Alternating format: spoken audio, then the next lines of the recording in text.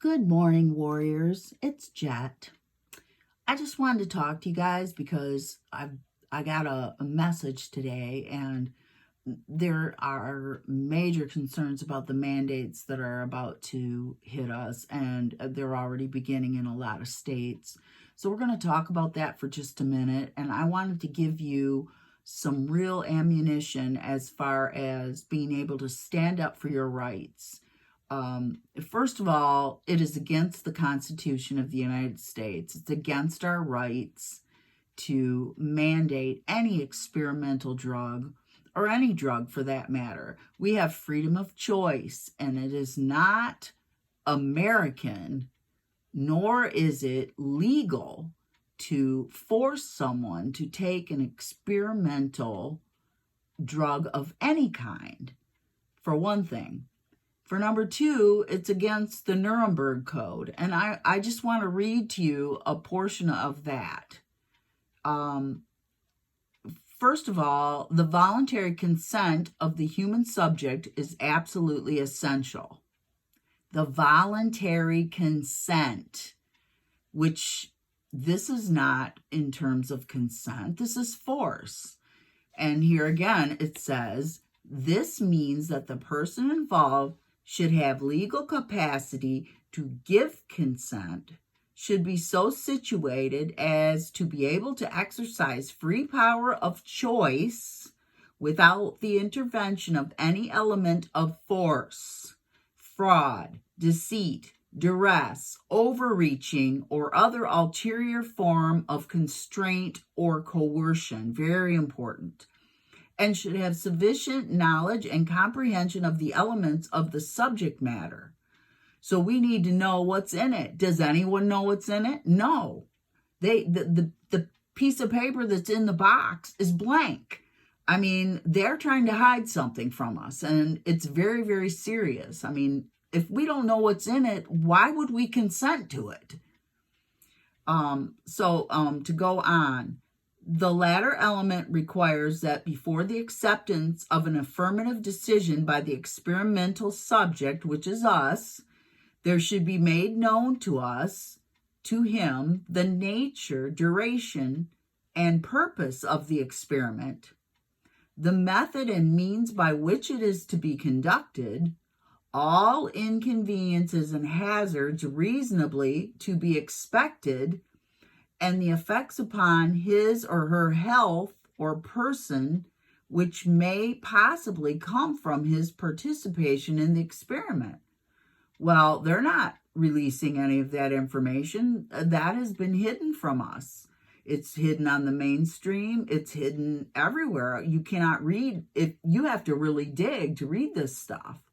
But this Nuremberg Code alone is enough for you to stand on. And it is adopted by the United States. It's law. And you have the law on your side. The duty and responsibility for ascertaining the quality of consent rests upon each individual who initiates, directs, or engages in the experiment. It is a personal duty and responsibility which may not be delegated to another with impunity. So nobody else can make that decision for you. It is for you and you alone. The experiment should be such as to yield fruitful results for the good of society, which we have no proof that it does any of that. That it has any benefit whatsoever. All we know is right now is we're dealing with a poison. It's not random and unnecessary in nature, which this is, because we have other treatments available. There have been other treatments available all along. Why do we need a vaccine for a virus? Oh gosh, I said it. Why do we need a vaccine for that when there's over a 99% rate of recovery? Sorry. Okay, so on to number two. The experiment should be so designed and based on the results of animal experimentation. And you know the animals all died that they did this to. and that was not released either. And a knowledge of the natural history of the disease or other problem under study that the anticipated results will justify the performance of the experiment. So we know, everyone's beginning to find out that this has zero in benefits as far as performance goes. The experiment should be so conducted as to avoid all unnecessary physical and mental suffering and injury. No experiment should be conducted where there is a priori reason to believe that death or disabling injury will occur, except perhaps in those experiments where the experimental physicians also serve as subjects. Well, we know they're not doing that. It's not them. The degree of risk to be taken should never exceed that determined by the humanitarian importance of the problem to be solved by the experiment. Proper preparations should be made and adequate facilities provided to protect the experimental subject against even remote possibilities of injury, disability, and death. So they need to tell people what this actually is capable of doing, and they're not doing that. So I just wanted you to know that you have this code on your side, that you do not have to bow down to this coercion, and that you have the right to stand up. And it may be tricky, it may be difficult, it may cause us to have to face some things. But right now, we just have to stand up for our country. I mean, we have to stand up for our families, our children, because if we don't, they will take us to a level that we don't want to go to, as far as our rights being lost. This is, I mean, we're in such a serious place, and I understand how powerfully painful it is to watch this. We have to know that we serve a big God. He's bigger than these evil people. He has way more power. He has all the power.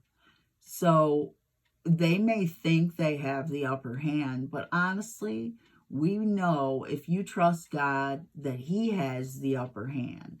And God doesn't fool around. So we can't live in fear. We have to stand up for our rights. We have to believe that God is going to take us through this, and that we win, and we are going to walk through this and be victorious. Number 8 says the experiment should be conducted only by scientifically qualified persons, not a bunch of people in white coats in the Walmart parking lot. That's not qualified persons. The highest degree of skill and care should be required through all stages of experiment of those who conduct or engage in the experiment. You know, and that's one of the other things that I've been seeing. I mean, my mom got the vaccine. They never asked her if she had cancer or if she was a cancer patient. She should never have gotten that. They didn't ask her about her medical history. They didn't disclose the ingredients. They didn't disclose the side effects. They didn't disclose what's in the darn thing. I mean, nothing. And she's one of those people that should never have gotten it. So, like, I'm with you. I'm, like, super upset about what I'm seeing. But, I mean, if this can save one person from making a decision like this, then it's worth it. Even for I'm getting a dry mouth talking so much. During the course of the experiment, the human subject should be at liberty to bring the experiment to an end if he has reached the physical or mental state where the continuation of the experiment seems to him to be impossible. During the course of the experiment, the scientists in charge must be prepared to terminate the experiment at any stage if he has probable cause to believe in the exercise of the good faith, superior skill, and careful judgment required of him that a continuation of the experiment is likely to result in injury, disability, or death to the experimental subject. So if you're seeing death, you're seeing heart inflammation, the VAERS report is full of this. Thousands and thousands and thousands of people. To me, that's enough people. One person lost is too many. They should have stopped it. Don't get me started. I'm so angry and upset about what I'm seeing, and if this is what I can do to help, then I feel like I've made a difference, even if it's only for one person. Of the 10 principles which have been enumerated in our judicial concern, of course, is with those requirements which are purely legal in nature, or which at least are so clearly related to matters of legal that they assist in determining criminal culpability and punishment. To go beyond that point would lead us into a field that would be beyond our sphere of competence. However, the point need not be labored.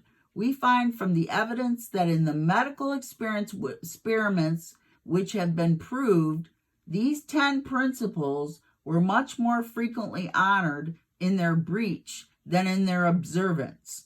Many of the concentration camp inmates who were victims of these atrocities were citizens of countries other than the German Reich.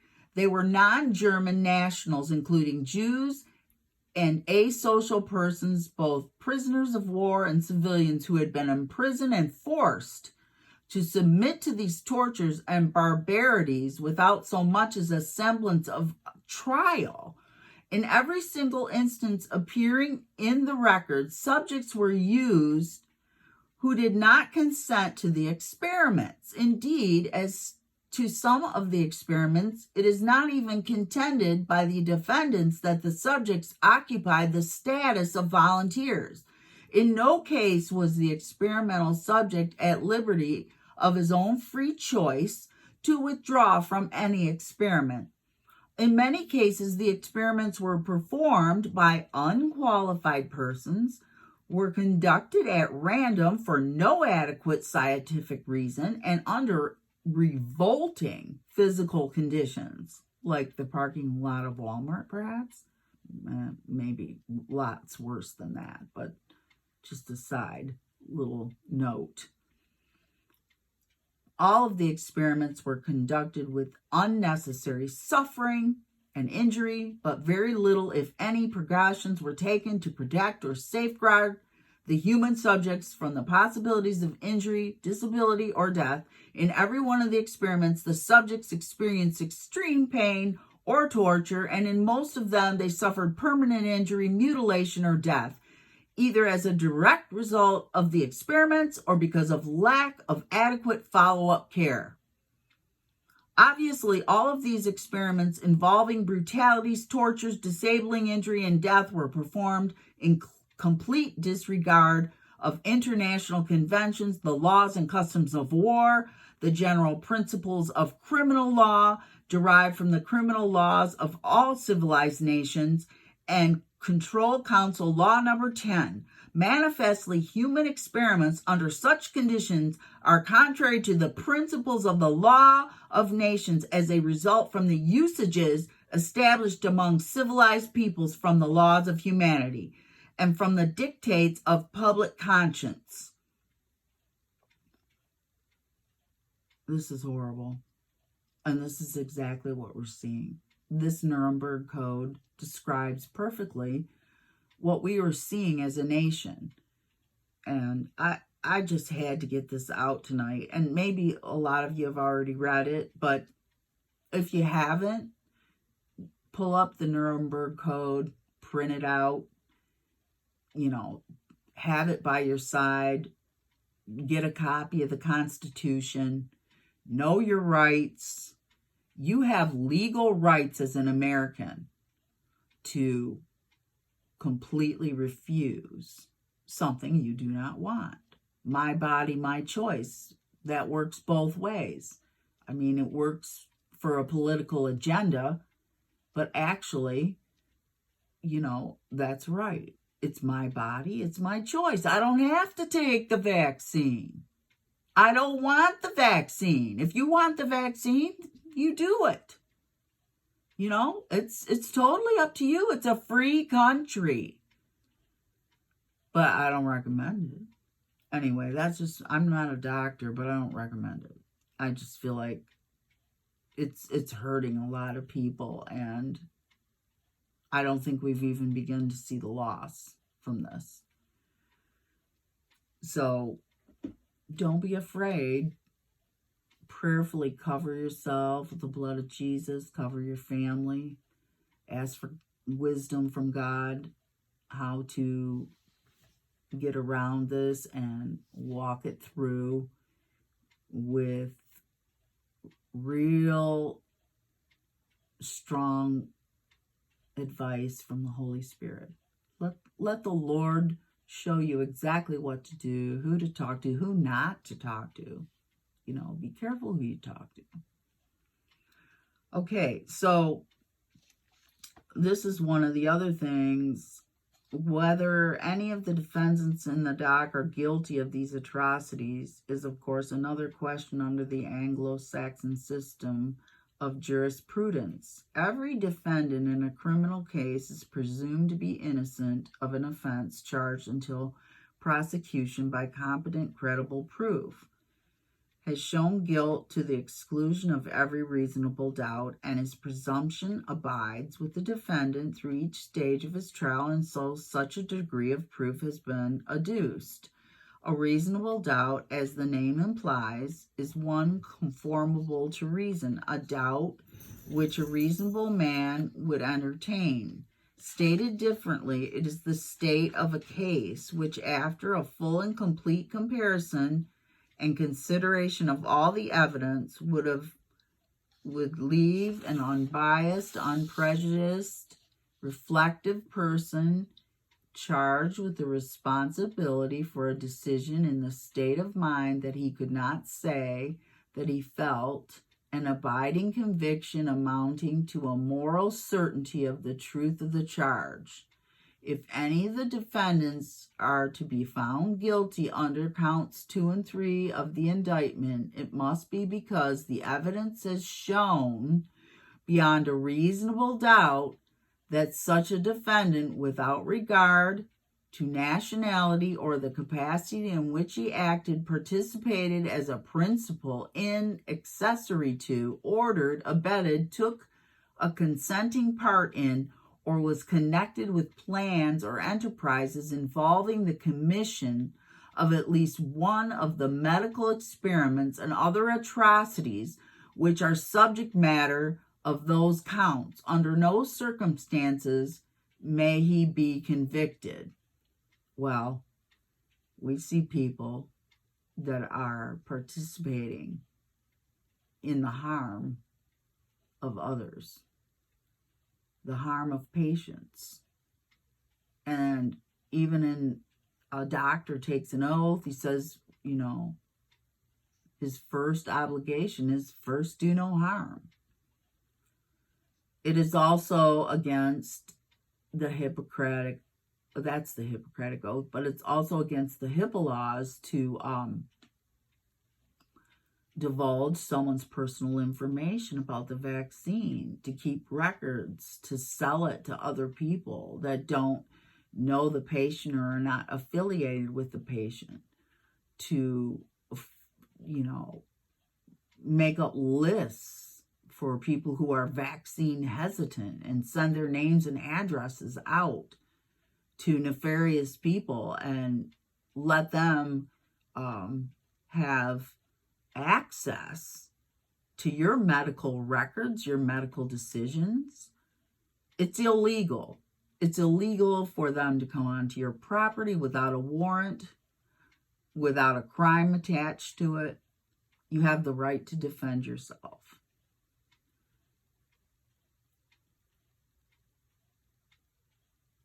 So I just want to say this is a Nazi move. But I'm also going to say, don't be afraid, because God has not given us a spirit of fear, but of power, love, and a sound mind. I know this video is not real polished. I'm not super good at this. I'm not good at it at all, really. But I just wanted to talk to you because there's so many people that are living in fear, and there's a major fear factor going on. But God hasn't given us a spirit of fear, and we need to hold on to that. The power of God is so great. He's greater than anything in the universe, anyone in the universe. The devil is a liar. We are the powerful. We have a mighty army behind us. A mighty army. So don't be afraid. Stand up for yourselves. Speak out. If they take you off YouTube, then get on another channel or make up a new one. You know, just do whatever you got to do, because somebody that's afraid is paralyzed, and they can't be effective, and they can't be effective for themselves. And we've all been afraid through this because they have pushed fear day in and day out. You know, the death numbers and the rolling screens with all the, you know, the COVID deaths, you know. I mean, it's just been really crazy, and the tests are faulty, and they're hiding information, and they're hiding the ingredients, and I am not going to let a criminal force me to do what is against the law, against the Nuremberg Code, and against the Constitution of the United States. Y'all have peace.